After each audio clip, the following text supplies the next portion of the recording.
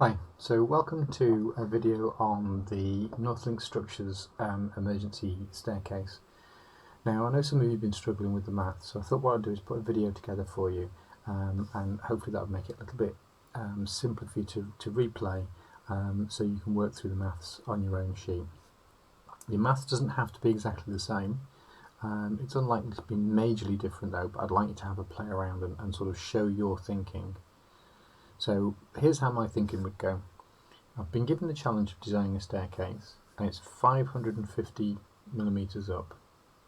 I'm going to have to divide it into, I've got 1, 2, 3 steps here, or 3 spaces, but it might not necessarily be that. Now my first instinct is, well, if it's 550 that way, what happens if it's 550 that way? Well, that's going to give me an angle of 45 degrees.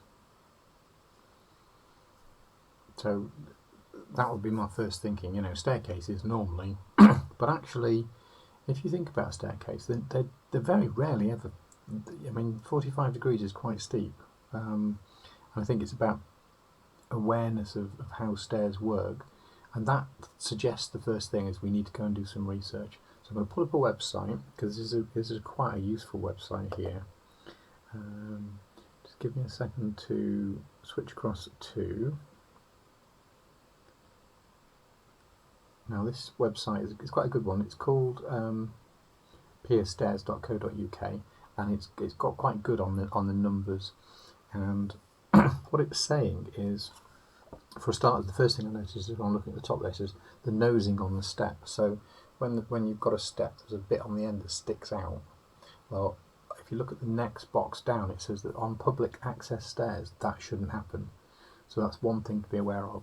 So little note to myself: no nosing. I'm looking at the building regulations for the steepness of the stairs, and it's got some ideas. So the minimum going of the stairs, the maximum rise. So a private staircase in a domestic house, the maximum rise, that's this, is 220, and the going is also 220.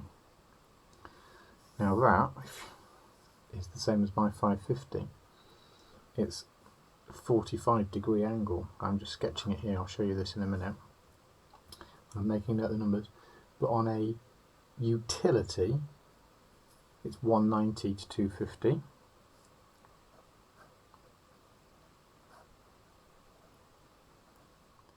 And general access 170 to 250.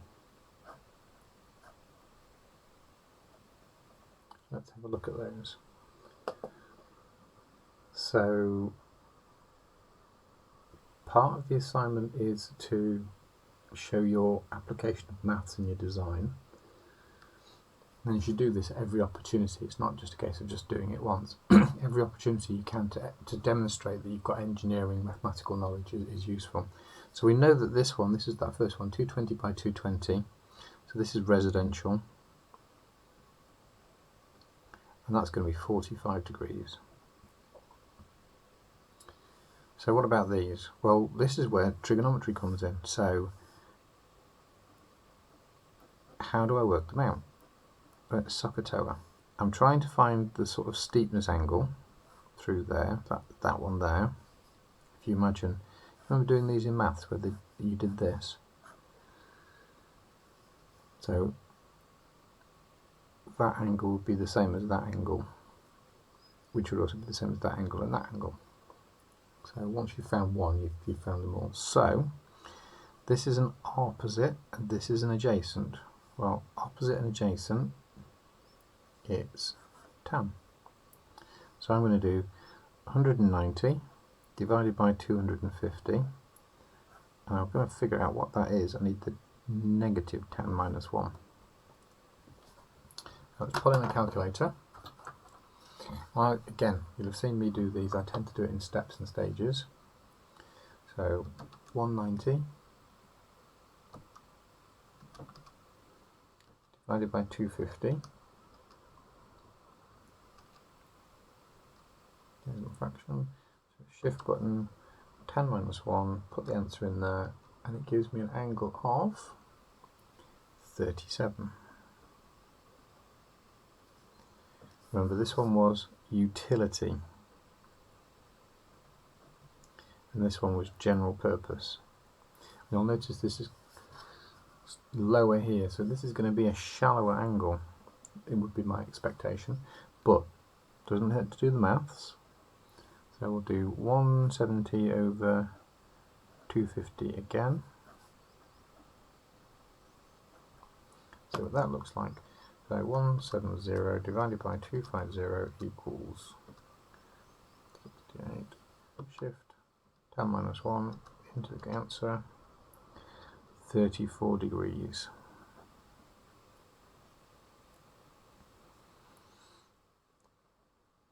So there's quite a difference. So we're designing an emergency staircase. So, and this is general public access. So anything above 37, that's anything more than 37. So a steeper angle, 38 for example, is a no. So we're topped out at 37 degrees. That's sort of what we've got to aim for. Could be less, 36 would work, 35, 34. In reality, if you're much shallower than that, you're going to use a lot more material. You're covering sort of quite a wide space, and you're using up area in the warehouse or workshop or wherever the staircase is going to be located. So we're going to be aiming around here. Right. So we've got to figure out how many steps can I get in this 550 that is around the 190, 250 mark.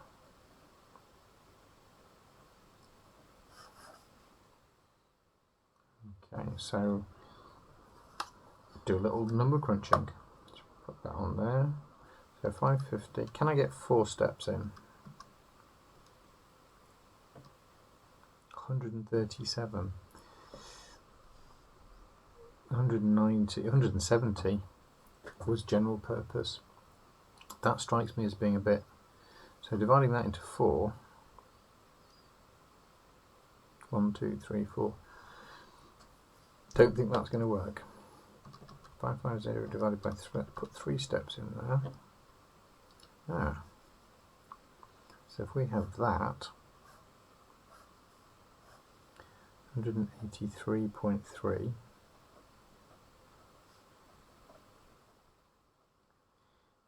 that works because it's less than the 190, but it's greater than the 170. So we're in the right ballpark. So we could have 183 by 250.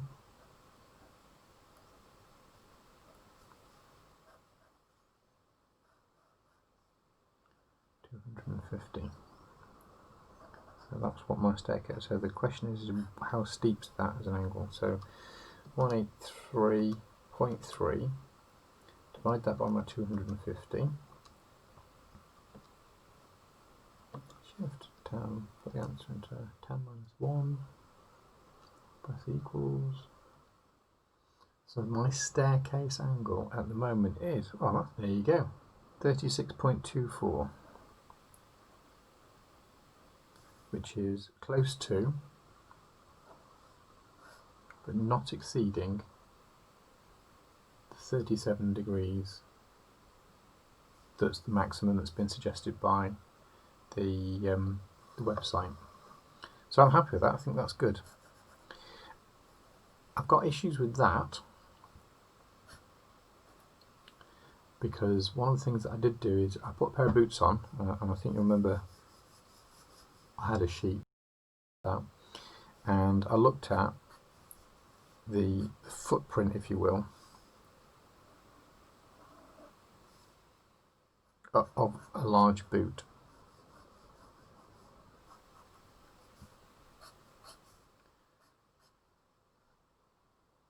I was thinking, you know, having enough space on there to fit a shoe, and I think it was just sort of on the 250. So somebody stepping on, if we do this, and this is more thinking about ergonomics, somebody stepping onto a step, if your foot was in there and your heel was there, you'd have very little space. But then if you watch people going upstairs, they tend to step. You know, the foot goes on there like that. And they tend to sort of not always step on the back heel. But I sort of wonder if that space couldn't be a little bit bigger. So this is personal to you now, you see. You can start playing with your design. You know, don't go to 250. What happens if you went to 260 or 280? You can't really change this number, because getting the right number of steps, it's got to be 183.3. So we're fixed with that part of the design. But we can play with this number here, with the going. I'm looking at 280. I'm thinking about a fireman evacuating somebody, needing a bit of a step to stand on. Let's go a little bit bigger and see if that's useful. So that would give me a 183.3 by 280.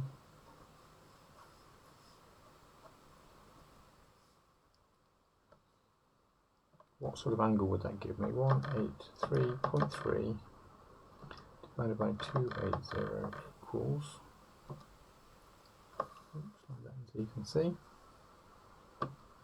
times 1 for the answer, 33.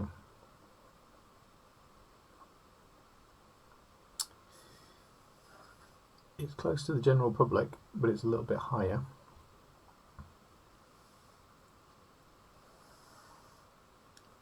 So I can either go with the 250 or I can go with the, okay, so I'm going to put here choice option 1,